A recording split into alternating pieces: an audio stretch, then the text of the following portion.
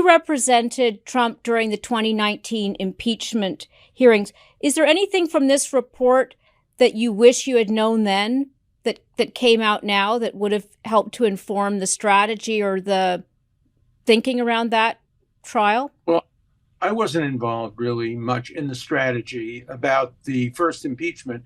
I was asked to come in just to make a pure constitutional argument that the House of Representatives had impeached him on unconstitutional grounds. The Constitution requires treason, bribery, or other high crimes and misdemeanors. They didn't impeach him for anything like that. They impeached him for abuse of power and obstruction of Congress, which were not included in the criteria for impeachment.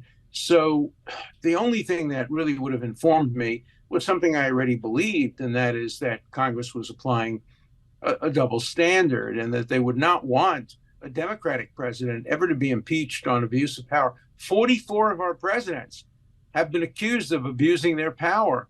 And many of them probably have, starting with Thomas Jefferson, who bought the Louisiana Purchase in an unauthorized way, or Abraham Lincoln, who suspended the writ of habeas corpus, or President Roosevelt, who detained 110,000 American citizens, or President Wilson, who closed the borders to Jewish, Italian, and other Southern European and Eastern European immigrants. They all abuse their power, but that's not a criteria.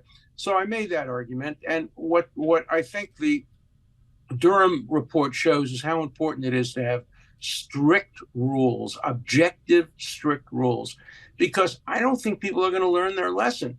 You could have written the Durham report exactly about what District Attorney Bragg is now doing to Trump, making up a crime, making it up completely out of whole cloth. Never in the history of America has anybody ever been indicted for failure to disclose in a public record that he paid hush money to prevent his family, his voters, his business associates from learning about an illicit affair. It's never happened in history. They just made it up, created a crime. And that's, of course, what Durham found.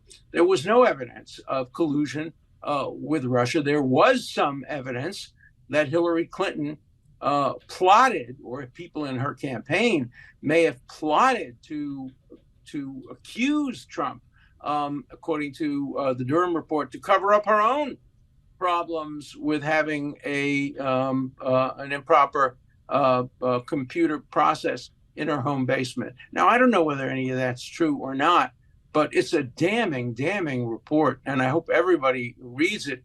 You know, already it's being dismissed, though, by the New York Times and other people on the ground. Well, it was Durham. What do you expect? He was appointed by Republicans. Well, what we expect is to read the evidence. Look at the evidence. Evidence is pretty compelling.